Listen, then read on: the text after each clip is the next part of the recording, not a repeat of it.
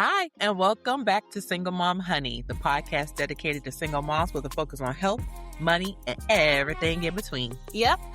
I'm Quay, and I cover the health. I'm Aieshya, and I cover the money. So, Quay, today we are talking about something that we have mentioned in many episodes here on Single Mom Honey, and that's about my body, my choice. Or, like you say, IUD to what? Psych, ain't no shoot up this club. Nah, you can shoot up the club, but the IUD gonna shoot back. That's why I said, ain't no shoot up this club. But that one, that club. So being a single mom comes with so many unique challenges, Yes. and decisions, but especially when it comes to reproductive health, and family Yes. planning, trying to make the decision if you are done or if you want more. So today we're going to have a judgment-free conversation like we always have here at Single Mama Honey. We see you because we are you, so ain't nothing for us to say about you without saying about ourselves. As we go ahead and continue to empower women and single moms with making an informed decision that aligns with your goals, your values, your health, and then also different circumstances. Money is a big one for me, but I digress until we get further into that. So we just want to share, first of all, some of our personal reflection when it comes to family planning decisions. I have talked to Quay probably personally, maybe not on the pod about this, but prior to divorcing, I always wanted to have 4 sons. Like, I always wanted 4 sons. I don't know why. When I was in my 20s, I was like, yep, I'm going to be a mom of 4 sons. And it Do you so remember happened. Huh? you know how tall you are? That's probably why I wanted 4 sons. Yeah, but did you know how much they would eat? No, I didn't calculate that part. Okay, go ahead. I did. I definitely did calculate that part. I really probably was thinking more so like, they're going to go to the NBA and take care of their mama. These going to be some cash cows around here. Oh my God. Who knows? Hmm. But it kind of did happen. I guess I manifested it in a way. My ex-husband had 2 sons from his previous marriage, and then we had 2 sons together. So I am a mom to 4 sons. So another part about, family planning, how it looks different after divorce, after separation, after Mhm. becoming a widow or whatever, and just becoming a single parent is that now your time and energy is very limited because you're still looking forward to trying to heal from that situation Mhm. while parenting and then thinking about investing into another one. So when it comes to the whole family planning situation, I have opted out completely. Girl. Not biologically, because I'm very much still fertile and Yes. it's fertile myrtle. I can have another baby. I'm just not interested in starting a new one, a new family. How about that? Me either. I always think about the fact that, if I could count the amount of times I've been to child support court and custody court, um, from their father filing to try to get off of support or try to get custody switched with no intention of actually seeing the kids, like, that is birth control enough for me. I can't even imagine at this point, like, going into another relationship with that even being a possibility. And I think a Yeah. lot of people don't realize, like, oh, some people are always like, that would never be me. That would never happen to me. Yeah. Yeah. Until it's you. I've had a lot of people be like, oh, yeah, I wouldn't have done it like that if I were you. I wouldn't have done this. And then when it happens, they're like, oh shit, but it is Mm, rough. yeah. Oh, I didn't know. You don't know till you know. But when Yeah. you know you don't want to have no more kids, when you know you don't want any more, you kind of opt out mentally, You have spiritually. to. You have Yeah. to protect your sanity in some way, but we don't want to talk about this as if it's Yes. all doom and gloom because It's not all doom and actually gloom. could be a wonderful situation for somebody Absolutely. who may not have had that experience with their first child's father or their past children's fathers Mm-hmm. where they felt like they deserved it and then come around somebody new who could offer that to you. If that's what you want and you go take on the idea of having to parent this child alone also, then more power to you. I think that's beautiful. You know what I think about often? It's like you were saying earlier, how during your y- y- your life when you're Sorry. parenting, God bless you, you don't have the same amount of time that other people have. Mm-mm. So like the idea of trying to heal while taking care of other people, while working, while single momming, while like all of that stuff, like it requires a lot of mental capacity to even plan to do that and plan to have another relationship. Like to like even engage. I had this big sign on my forehead that says "Do not engage." People look at me the wrong way, like, or if I'm like, say I'm seeing a guy, they're like, "Oh yeah, I was thinking about kids." Like, if I had a dick, it would go soft, like immediately, like, like So, Just to check real quick. okay. Yes. Okay. So back to the subject because I can talk about that all day. Can't we? That's why we got a podcast to talk about this. When it comes to planning for your reproductive health, it's very important to discuss the importance of having access to accurate information. Now, we all have those friends who say, like, "Oh, I had an IUD," or "I had this, it don't work, don't get that," or "Try this," or the idea that breastfeeding is somehow birth control. That's debunked or debabied. How many times? It's debatable. It worked for a little bit for me, but it don't work for everybody. So, let's ask the baby. yeah, I had another baby, but not for a couple years. So, it's just so important to have accurate information. You want to know what all your options are out there.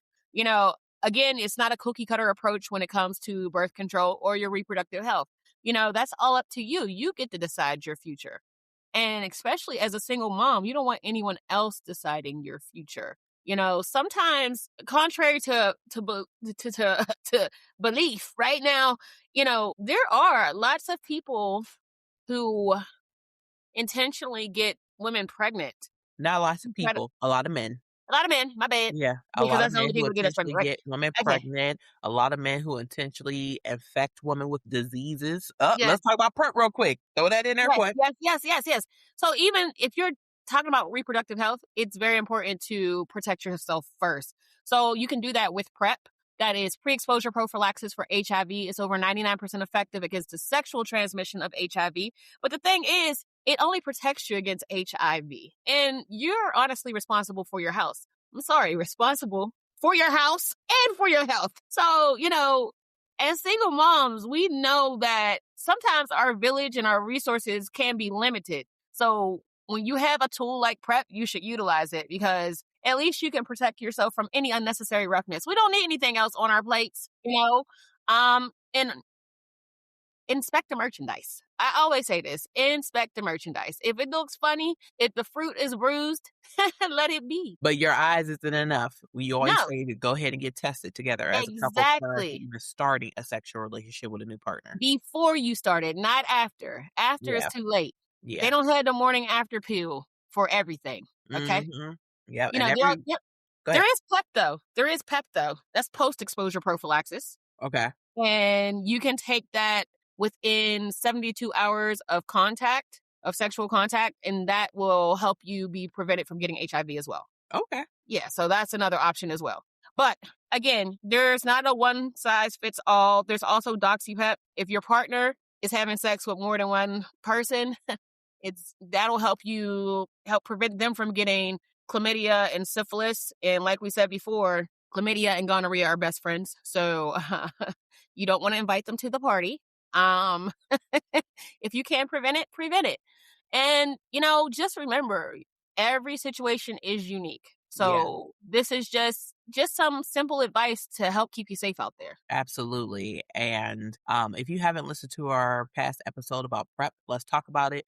Kweilynn goes a little bit more in depth about the different types of medications that can help you when it comes to your sexual health. So listen to it. If you have any questions, make sure to send us an email, singlemomhoney@gmail.com, or slide into them DMs positively at Single Mom Honey Official on TikTok, Instagram, as well as Facebook. So let's get into why reproductive planning matters for single moms. Yes. First of all, I'm going to hit you with the money. That's all that matters to me, honey, is the financial considerations when growing a family. Kids ain't free. You may be able to buy one, get one free by having twins. Buy one, get two free when it comes to the deductible and out-of-pocket max and your health insurance, which we'll go into it another time. But you could buy one and get two free with triplets. That's what I said. Triplets? You said twins. I said buy one, get one free with twins, or you buy one, get two free with triplets. Oh, I thought you said, girl, go ahead. I ain't hear you. With twins. Get free. Quadruplets. Right? Octo mom this thing. But Yeah. No, thank you. you have to take into consideration the finances that come with having and raising another child. If you are Absolutely. currently struggling right now with the ones that you have, maybe consider getting yourself a little bit more stable before deciding to bring another child into this world. I will also have to say, are you emotionally ready for another child? I used to think that I wanted another kid with my Mhm. ex-husband. I used to think that I wanted to go for at least 3 because I had 2 boys, and I just knew my second son was gonna be a girl, so I could have 1 of each and be completely done, and that And didn't you had it all happen. planned out. You try to plan the kids like your finances. Yes, I wanted my first to be a boy, and I wanted my second to be a girl, and when I got that You know, no one has envelope and it ever told me figured out the correct combination to make that happen on purpose. what? No one has figured out the correct combination to make Well, that happen people on say purpose. usually that 3rd child's a different sex, and that worked for you. So, yeah, they said the 3rd child is usually the different sex. You Well, had 2 girls and then a boy. yeah, but my sisters both had a girl and a boy. Okay, but you had 3 kids, usually that 3rd child is a different sex. It's fine.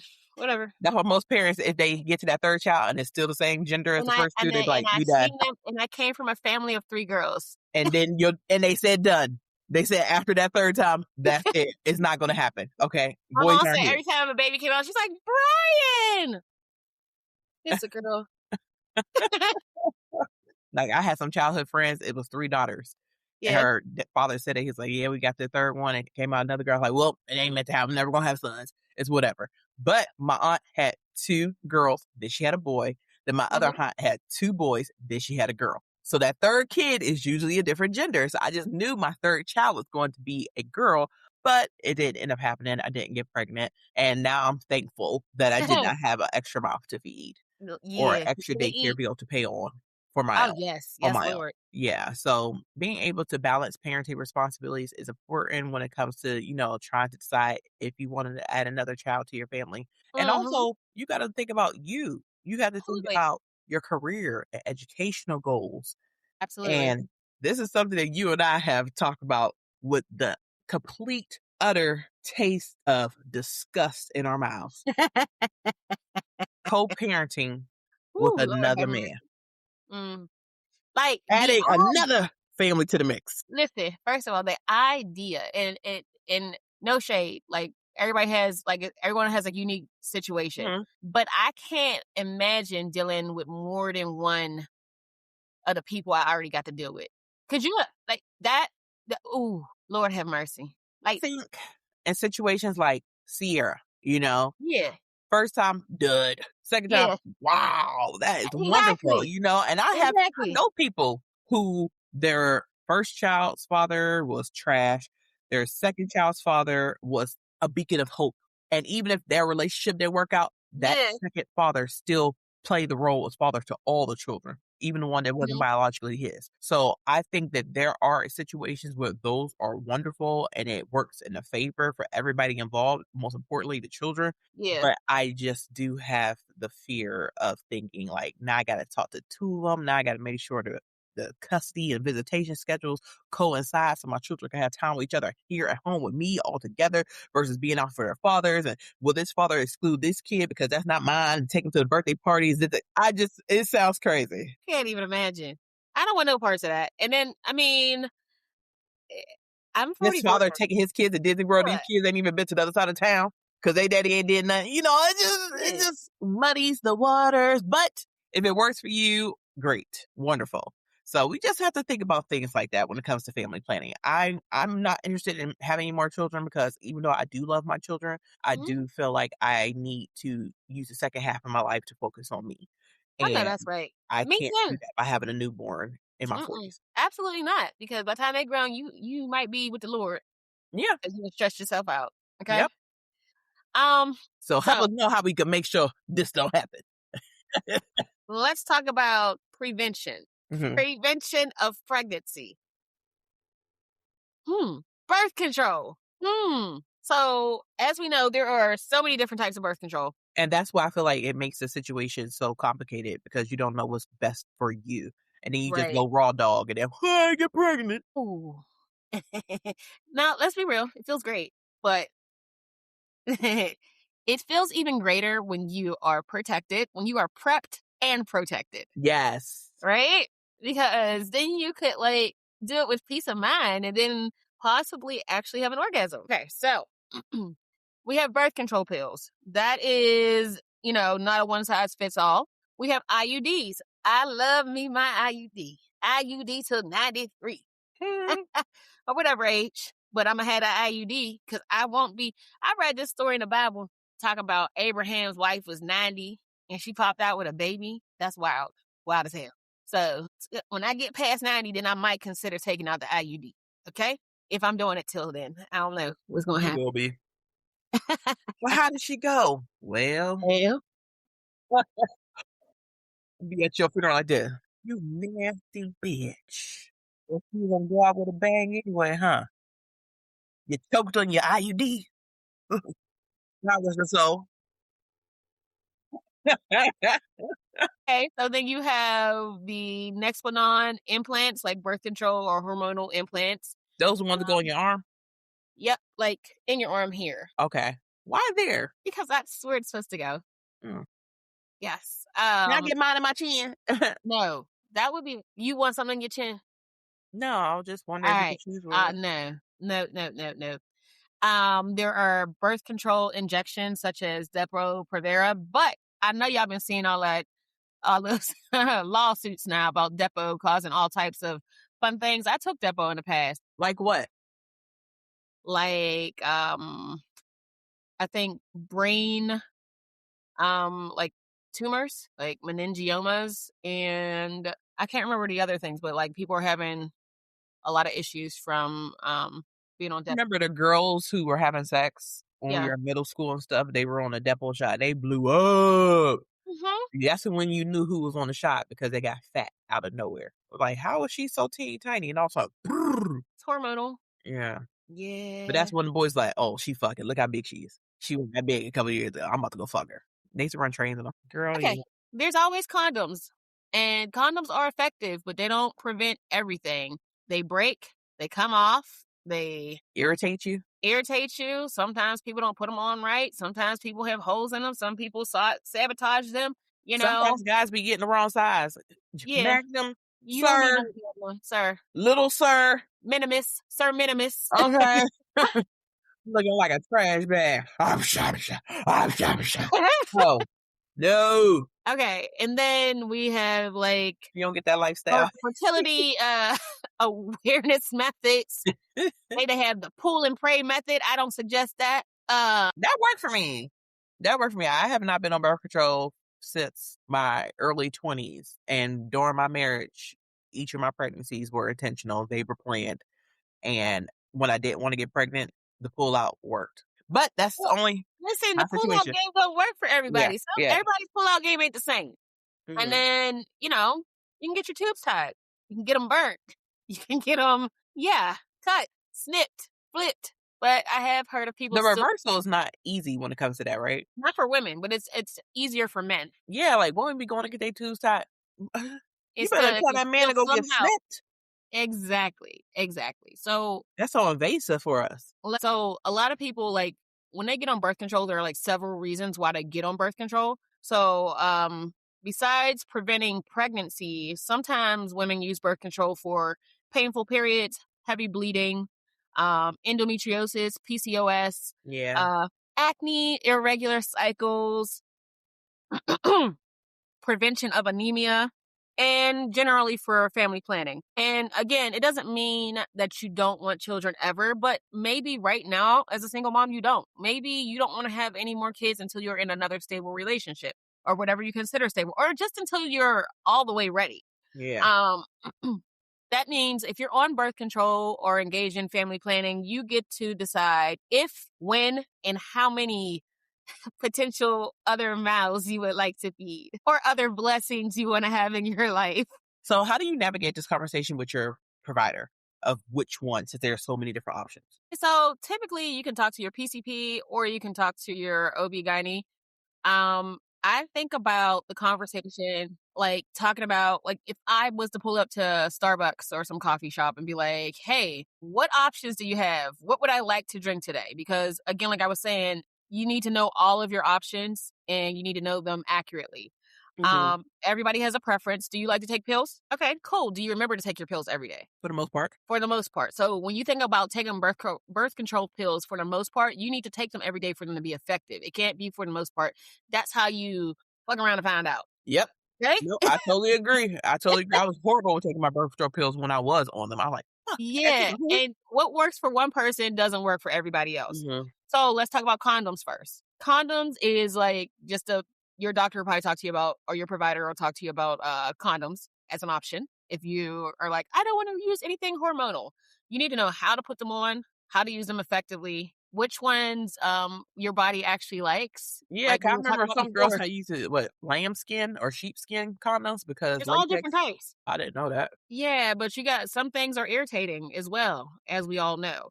And you Um, could develop an irritation, like, after you're like, "I didn't have exactly. trouble with latex before, now all of a sudden I'm feeling red and irritated down there." Like, yeah. Absolutely. So, it's just a barrier that prevents the sperm from reaching the egg, and that's what we don't want to happen. And with typical use, condoms are like 87% effective. Yeah, because I mean, think about them. I mean, you have a real exciting night. I've had times where it was like, where did the condom go? The condom could end up inside you. Yes, I've had a couple of those. Like, Do come it. on over Mhm. here. The pros of that would be there's no prescription needed for condoms. It protects against some STIs. Some STIs don't even require, they only require skin to skin contact and no like penetration. They're easy to obtain. You can get condoms for free, like from different resources around your community. And then again, condoms themselves are hormone free. So, like I said before, the cons will be they can break. They must be used correctly every time. And then some people don't like the feel. It doesn't matter if you start with a condom and don't end up with one. Thank you. Thank Okay. you for throwing that in there. We have one, but then we took it off, and then I just don't know how I got pregnant. I'll say this though, regular condom use does reduce the risk of STIs, right? Yes. When it Not just compares about a to any, baby all the time. yes, like anything else, like an IUD, the pill, or an implant, it's only protecting against babies. All those STDs come for free. Yeah. Okay. STIs, I should say. All right. So let's talk about birth control pills. Now, I am a great provider. I always say a horrible patient. I can't take pills every day. I know that for me, I need to take my Prozac every day. And then when I start feeling anxious, sometimes I'm like, oh, shoot, I forgot to take it. Like, you know what I mean? But with birth control, you don't want to play around with that. Like, you skip pills, you increase your risk of Yeah. getting pregnant. You know what I mean? The pros of birth control, I would say that it's like about 93% effective with regular use. Yeah, because I mean, everybody's human. You got to remember that human factor. You got to remember to take them daily. Some medications interfere with birth control, making it less effective. Uh-huh. I know So, people, a lot of people got pregnant because they were on antibiotics and their birth control, and the yep. antibiotics just canceled out the birth control, and then they're like, "Yeah, this is my antibiotic, baby." And then again, like I said before, missing pills increases your risk for pregnancy. If you lose your phone every day, forget your coffee twice a week. If you can't remember where you parked your car when you come out to the parking lot, pills may not be for you. Okay? If you lose your car keys every day, look, I got a whole device that I can ring my keys from my phone. That's why I know pills are Wow. not for me. Yes. Yeah. My daughter got it for me one Christmas, and I was like, how? And then I was like, this is the best gift ever. But they don't have those for birth control pills. Okay. It alerts me to my phone, like you left your keys behind or you left your phone behind, whatever. Now let's talk about the birth control patch. I tried that in the past. Did you ever try the I patch? did that. I did the ring. I never did the patch. I did the ring. Okay, I tried the ring too. So the patch is worn on the skin. You got to change it weekly. Again, the patch is about 93% effective. Again, it may be better for some people because it's only once a week. That would be crazy for me. Now, and you were single with no kids. That, yes. Once So I put that thing on, you was fucking and a then, dick. exactly, it fell off in the shower, and I didn't even see it. Oh, what? So it's easy to use like a sticker, but I will say this: Is even that in still my, a thing though? I feel like it was some lawsuits. they got lawsuits Okay. for all of them. Oh, okay. I was like, even like the Nuva ring, like that thing popped out a couple times for me. Yes, Yeah. yes, I and was like, yes. "Ugh." And then I feel like it First was of giving me all, more cramps too. It yeah, was and right up then against my cervix. Yeah, crazy. And then imagine putting it in yourself and like not knowing where your cervix is. What do you mean? Like if you put it up in there and you just put it in the wrong place or put it like, I mean, it's supposed to go in and just pop and be in there. But I mean, I can only imagine if you don't know your anatomy and you put it. Oh, okay. I was about to say you know people who had it and wanted to put it in the right way. I was like, I they could just show assume. you in the I mean, doctors. there's human error. No, no, no, no, No, no. The Nuva ring you put in by yourself. I know, but they show you in the doctors how to put it in before you get prescribed it. Do you feel like that's if somebody's trained you one time Yeah, for you, yeah. not for everybody? Okay. Okay. And if I didn't understand, I'm like, wait, hold up. So Yeah, everybody doesn't do that because you got to think about it. A lot of people don't ask a lot of questions at the doctor's office. Some people yeah. aren't confident, like they don't have the confidence to advocate for themselves in the same way, Mhm. right? So I will say this: it did cause me skin irritation, and that's one of the side effects. So if you got sensitive skin, may not be for you. With the patch, or we talk about the ring? The patch right now, Okay. and then it wasn't as effective for people with a higher body weight. Mm. The So patch or the ring? we're still in the patch. Okay, girl. I don't know. We switching. Okay. So it's basically the patch is basically the cousin of the nicotine patch. Mhm. So it works for some people it doesn't. Mhm. Now the new ring, the vaginal ring, what is it? It's a flexible ring. That's what we're talking about. You insert into the vagina, and it's usually changed monthly. Again, that is about 93% effective. It's a low dose hormone. It's only requires monthly maintenance, which is, hey, less than every week. Ha ha ha. Maybe you'll remember to do that. But what if you just forgot about it?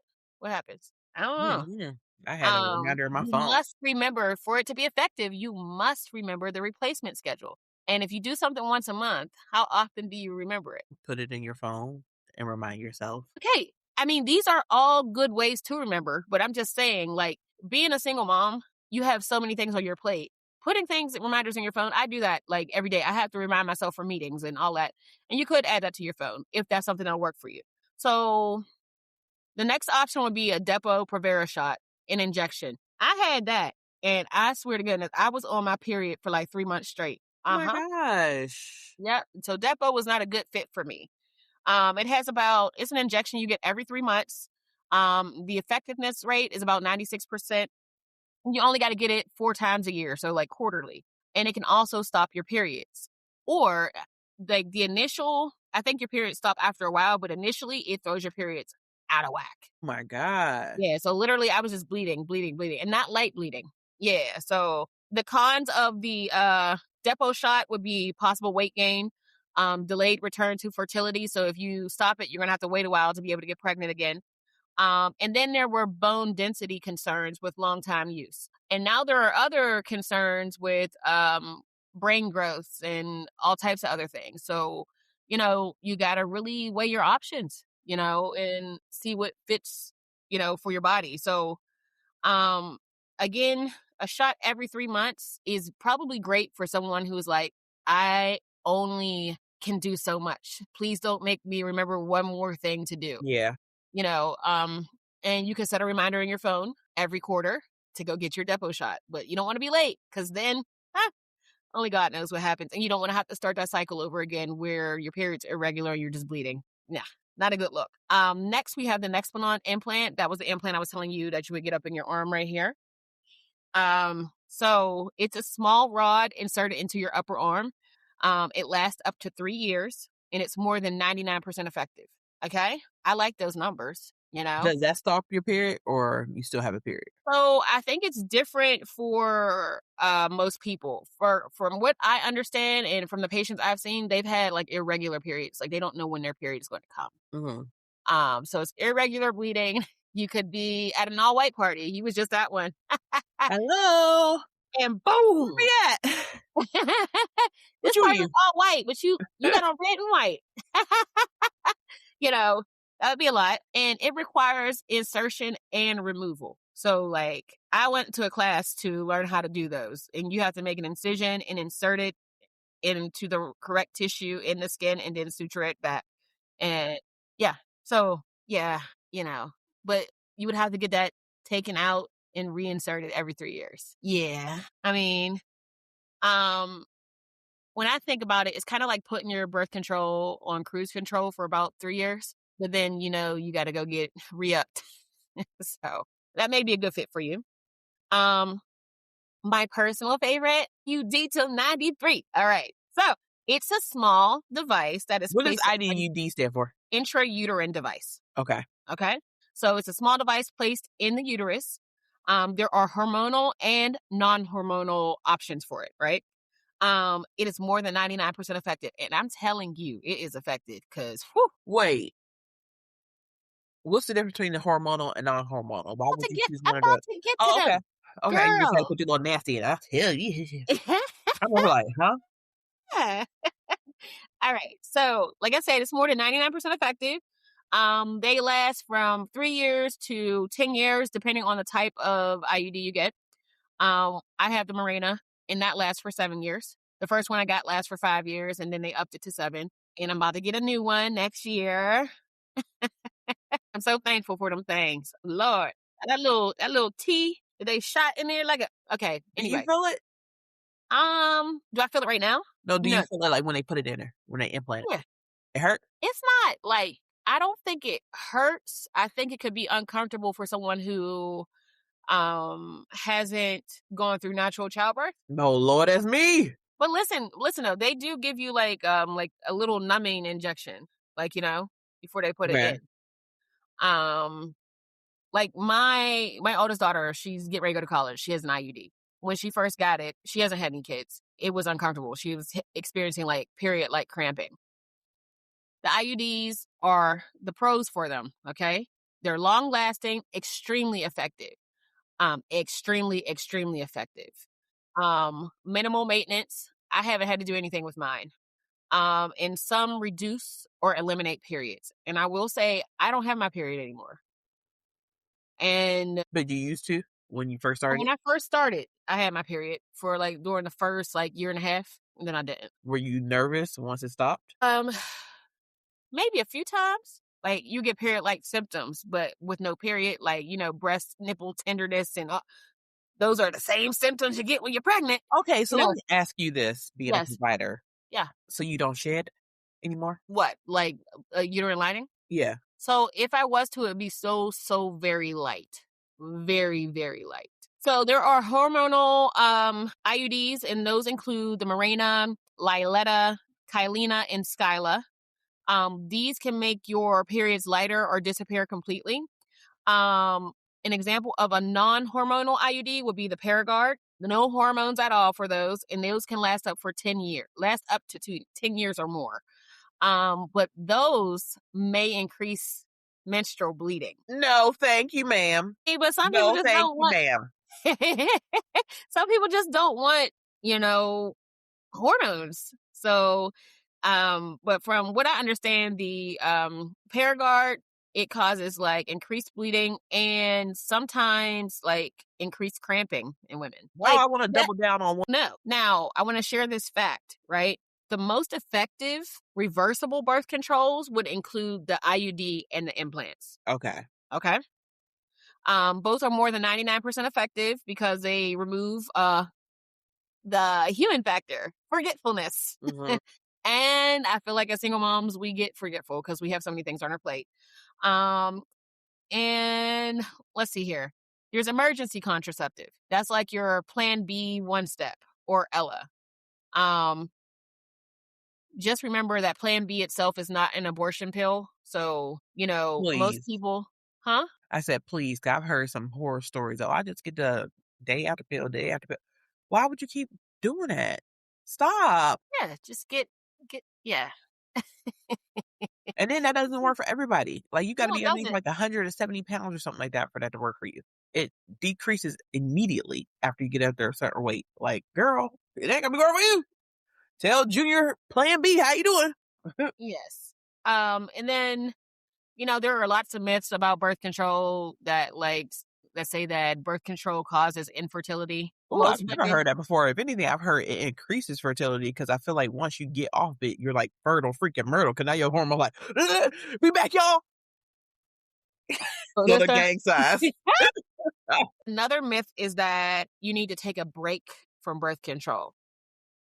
For most healthy women, there is no medical requirement to take a break. Yeah. There's another myth that says IUDs are only for women who have had children. Remember how I was telling you before? You said, is it painful to get in? Anybody can get them, but it may be a little bit, your cervix hasn't been dilated before, so it may be a little bit, Ooh, tighter, you know? my stomach's like this. Damn.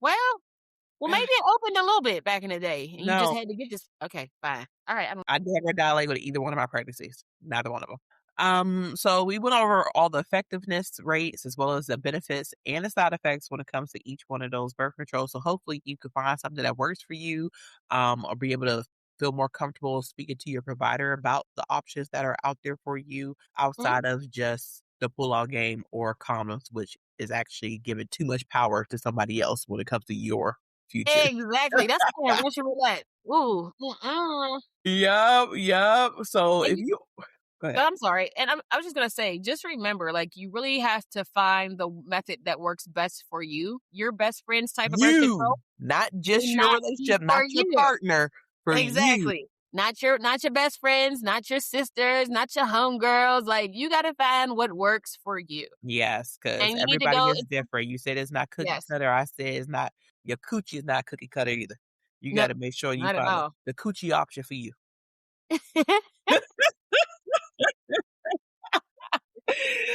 So how about this? For the ones who are listening, who are looking to grow their family, there are options for you as well. We just went through the ones who like, stop right there. I'm not Yeah. going to hold you because you're not planting anything into my cervix. But if you are looking to grow your family as a single mom, there are different ways for you to do that as well. First one, natural conception. You Yeah. are dating and you're talking to this partner, or you're engaged, or you just remarried after divorce and you guys are looking to plan a family, go ahead and get on that future family planning. You definitely want to make sure that you and your partner are on the same page when it comes to Absolutely. reproductive goals. Because if you are saying, I want another kid, and he's like, I don't really think I want another kid, or you don't even know if he already got fixed in his last marriage or after his last marriage. So now I can't get pregnant. I don't know why. So just hopefully, if you're planning on having a baby with somebody, y'all know each other well enough to be able to discuss those things. Exactly. But, more importantly, take control of your life. Yeah, Like, you know, ultimately, as a single mom, we are in control of our destinies, our futures, and how that's going to impact our other children that we already have. yeah, So, birth control is another way to take control. You know, Nobody else gets to absolutely. make that decision for you. Absolutely. So, if you may have had some hiccups when it comes to natural conception, fertility treatments are available. A lot of health insurance now cover IVF, was in vitro fertilization, and I never heard of this one. Quite intrauterine insemination, Mhm. IUI. What is that? Probably just what it says. They probably insert something directly into the Sperm uterus. into your okay, versus IVF, they already made the baby and they implant it into your cervix. Mhm. Okay. And then egg freezing. So I have been hearing that more and more women are freezing their eggs in their 30s and like late 20s, 30s, early 40s because they have not met a partner. But they believe if you Mm. Have you seen the dating pool? no, I have not. I've been blocking it out purposely. Okay. But, I mean, it's so open now. Before that was some hush hush, don't talk about, I'm Mhm. embarrassed. But now with social media, people are like, "Look, y'all froze my eggs. I'm 36. I have not met anybody yet, but I want to freeze my eggs. I don't want to wait until I'm 45 and I meet somebody and then we're having a hard time to conceive. I wanna make sure I have my eggs while they're still healthy and I have a Absolutely. a good amount of them, and go ahead and do that." So that's another option as well for a lot of women who are working on, their careers, or they just are taking their Yeah. time. And take your time to choose who Absolutely. you want to reproduce with.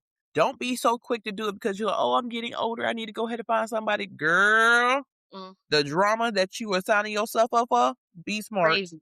Crazy. Go ahead and freeze those eggs if you have that option. Yep. Um, Donor options. You want to be a single mom. Again, like you are like, I'm okay. I could raise this baby myself. Sperm donation. You could Yep. go with a known donor or an anonymous donor. My cousin just told me that one of her good friends' sister went through a sperm donation, and Okay. she just had her first child at 43 years old. The only thing is she has not disclosed it to everybody in her family.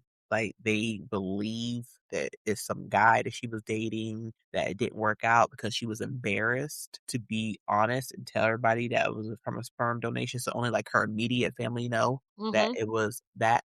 And I get it, you don't want everybody in your business, and she doesn't owe anybody to tell them Body the an situation. explanation. Oh, Exactly, people are like, "When we gonna meet this guy? When we gonna come around? Why he ain't here at the baby shower?" So it was, like, a whole big thing, I remember, and they were trying to, like, cover it up or this, that, and other. oh, that's just too much. And if they did know it, what was the immediate difference? Okay, they go and stalk his Facebook profile. Girl, make the decisions best for you. Don't give a damn about what Exactly. anybody else has to say. Guess what? If you're married to him, if he just a hookup, if he a 10-year relationship boyfriend, if he a family friend, it don't matter. We all could end up here on Single Mom Honey. So Exactly. make the decision that's best for you. All right. Um, Absolutely. and lastly, adoption and foster care. Girl, this is near and dear to my heart. Mhm. I have never been in foster care. I have no experience or know anyone who has gone through the adoption thing. I don't know. I just feel like I just got so much love to give that I have actually been thinking about going into becoming a foster parent. Because it's just a pathway to give people and children an opportunity to know what it feels to be in a stable environment. And then when you hear the horror stories of the people who do Yeah, sign up to be foster parents, how they I've do them as a heard the kid. horror stories, and I've seen some of them, and, it's not an option for me right now, but, I'm very thankful for the people who had the strength and courage to do so. Like, Yeah. I can't with 3 kids right now and one Mhm. going to college, I can't even fathom the idea because I don't have the mental capacity, and you have to have the mental capacity Yeah, to take on and another kid. now You gotta be able to love them like you love your own, and yeah. don't have a place for you right now, then, like, you don't wanna put the kid through something else, you know what I mean? Yeah, I totally agree. It's just that unfortunately people who do sign up for it could care less about that shit. Where Yeah. is my check being deposited?